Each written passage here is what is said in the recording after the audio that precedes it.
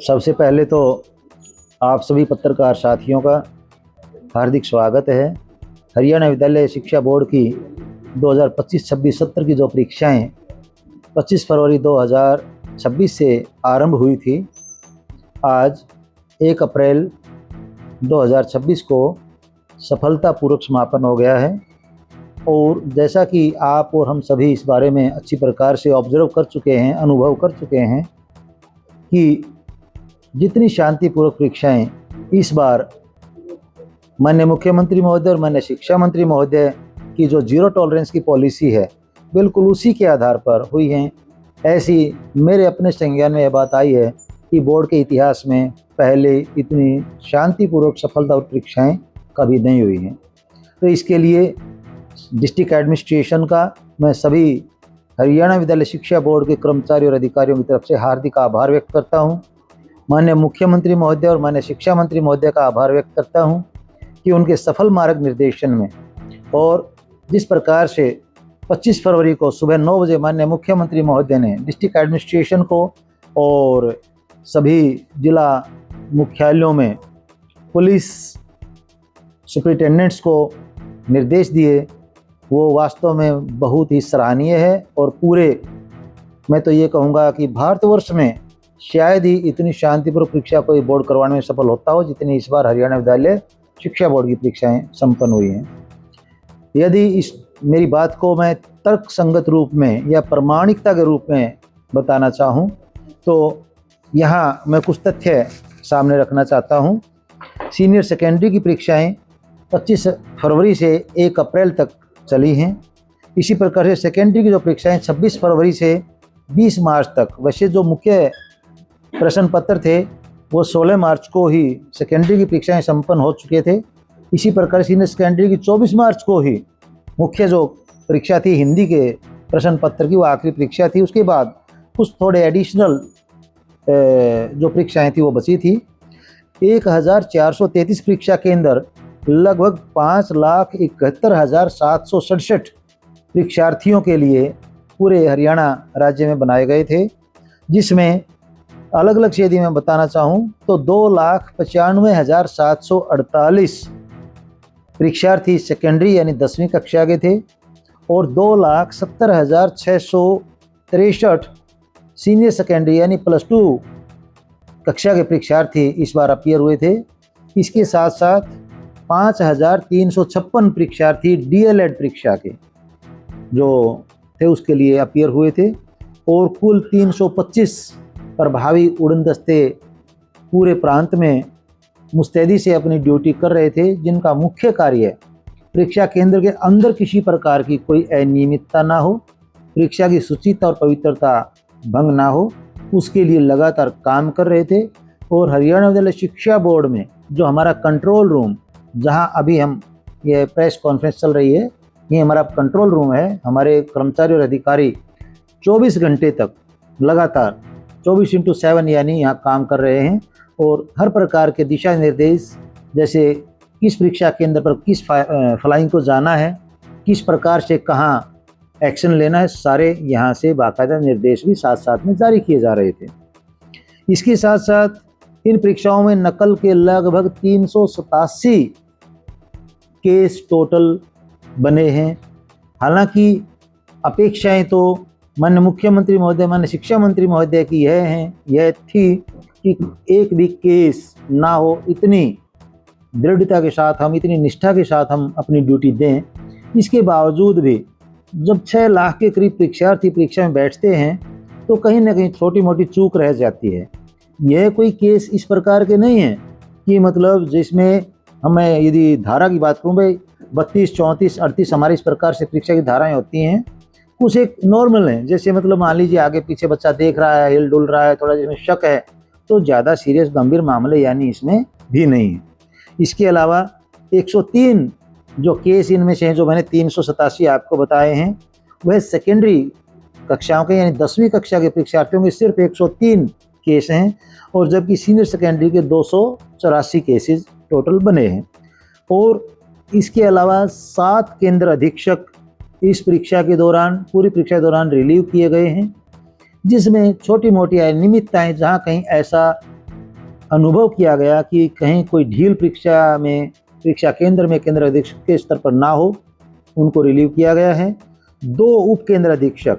यानी deputy superintendent जो होते हैं वो रिलीव किए गए हैं और 61 पर्यवेक्षक रिलीव किए गए हैं। यदि मैं पिछले वर्ष की बात इसके बारे में आपको बताऊं, पिछली बार 138 पर्यवेक्षक इस संख्या यह थी जिनके विरुद्ध विभागीय कार्यवाही अभी चल रही है, यानी उससे आधे से भी कम मैं ये कह सकता हूँ दावे के साथ। सेकेंडरी कक्षा के परीक्षा में सिर्फ 2 परीक्षा केंद्र ऐसे थे जहाँ बच्चों की नासमझी के कारण वहाँ परीक्षा की जो पवित्रता है वह भंग हुई और हमने सिर्फ 2 परीक्षा केंद्रों को, एक परीक्षा केंद्र रानीला चरखी दादरी में और दूसरा झमोला जुलाना सब डिवीज़न में, सिर्फ 2 ही ऐसे परीक्षा केंद्र थे जिनको शिफ्ट करना पड़ा, वरना पूरे प्रांत में कहीं किसी परीक्षा केंद्र को सेकेंडरी के स्तर पर शिफ्ट करने की कोई नौबत नहीं आई। और सीनियर सेकेंडरी की बात करें, कुल 3 परीक्षा केंद्र सीनियर सेकेंडरी परीक्षाओं के, एक लड्रावन झज्जर में, दूसरा अलावलपुर पलवल में तथा तीसरा बारडा चरखी दादरी में ऐसे परीक्षा केंद्र थे जिनमें कुछ अनियमितताएँ, ज़्यादा गंभीर तो नहीं थे वहाँ भी विषय, लेकिन कुछ अनियमितताएँ थी जिसके चलते हुए परीक्षा की शुचिता को बनाए रखने के कारण वहाँ उनको शिफ्ट किया गया। इसके साथ साथ 3 परीक्षा केंद्र जो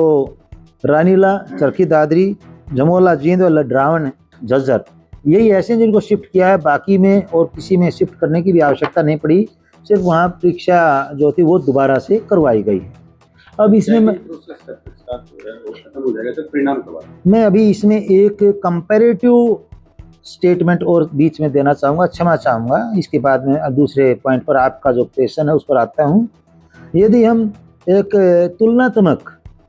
पिछले वर्षों का, पिछले 3-4 वर्षों की यदि हम टोटल बात करें, 2023 में 10वीं कक्षा के 1084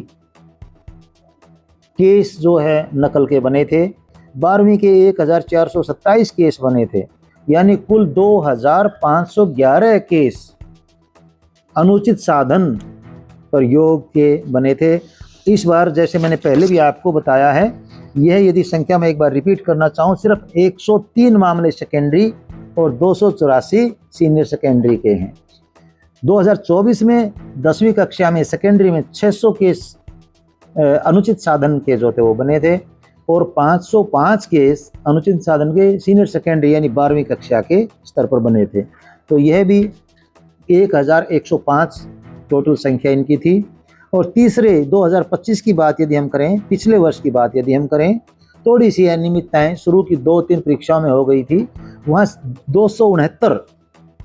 केस सेकेंडरी कक्षाओं के और 368 केस सीनियर सेकेंडरी कक्षाओं में, यानी कुल 637 केसेस बने थे। कोशिश तो इस बार यह थी कि यह आंकड़ा 3 डिजिट में भी ना जाए, लेकिन चलो थोड़ा बहुत कहीं बच्चों के स्तर पर यदि मतलब यूँ कि ना समझी हो गई तो इसलिए 3 डिजिट में आंकड़ा गया है। अदरवाइज बड़ा ही प्रशंसनीय कार्य है हरियाणा विद्यालय शिक्षा बोर्ड के कर्मचारियों ने, उड़न दस्तों ने और डिस्ट्रिक्ट एडमिनिस्ट्रेशन की तरफ जो सहयोग मिला और अभिभावकों की तरफ से भी जो सहयोग मिला है। माननीय मुख्यमंत्री महोदय के जो एक अनुरोध था, अभिभावकों ने भी जिस प्रकार से उसका पालन किया है, ये सभी बधाई के पात्र हैं और मैं इन सभी का आभारी हूँ।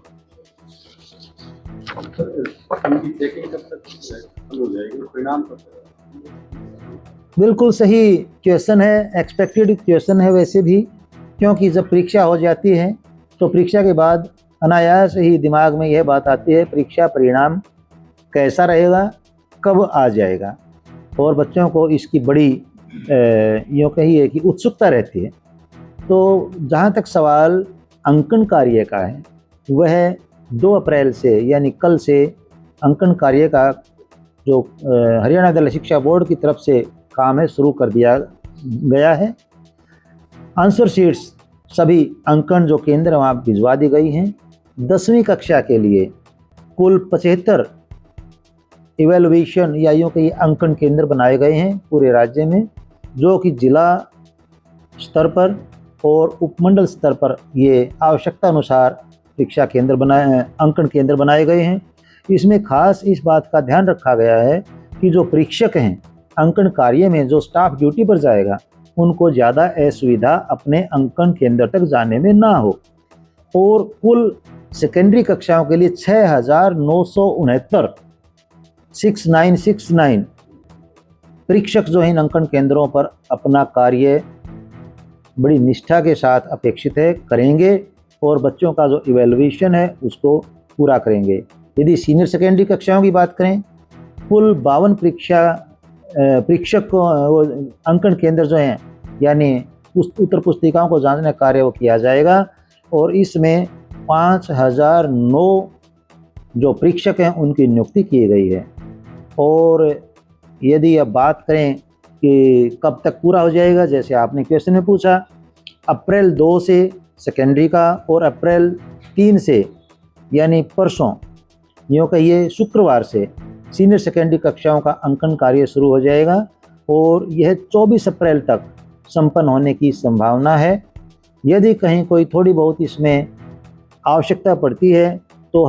हमारा जो बोर्ड का स्टाफ है अपने अनुभव के आधार पर बाकायदा मुस्तैदी से काम करता है। आंसर शीट्स मान लीजिए कहीं एक जगह ज़्यादा बच जाती हैं, कोई और कारण है, हम उसको बाकायदा दूसरे परीक्षा केंद्र अंकन केंद्र पर भिजवाकर जल्दी से जल्दी इसका अंकन कार्य पूरा करवाते हैं।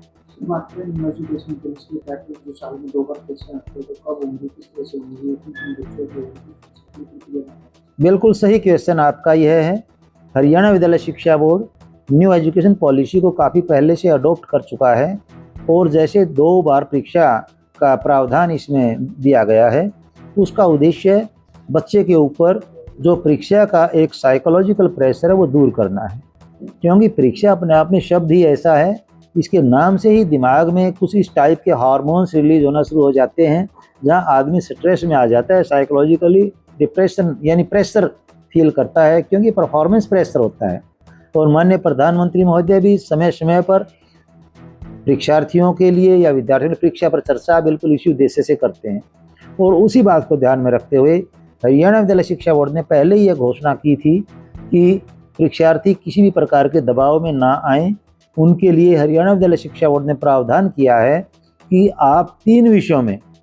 अभी हम पोर्टल खोलने जा रहे हैं जो कि 4 अप्रैल को ही खोल दिया जाएगा। 3 विषय परीक्षार्थियों को, जहाँ विद्यार्थियों को जहाँ ऐसा लगता है कि ये 3 विषय ऐसे हैं जिसमें यदि मैं दोबारा परीक्षा में अपीयर हो जाऊं तो कुछ अच्छी परफॉर्मेंस, अच्छे अंक आ सकते हैं, उनका हमने ऑप्शन यानी प्रावधान हमने दिया है। और यह परीक्षा अभी अप्रैल में ही लगभग 20 अप्रैल के आसपास हम लेने की कोशिश कर रहे हैं, क्योंकि इन उत्तर पुस्तिकाओं का अंकन कार्य भी साथ साथ में ही करवाते हुए कोशिश यह रहेगी कि जिस विषय में और जिस परीक्षा में विद्यार्थी के ज़्यादा नंबर होंगे वही उसके रिजल्ट में कंसीडर किए जाएंगे, ताकि उसको कहीं आगे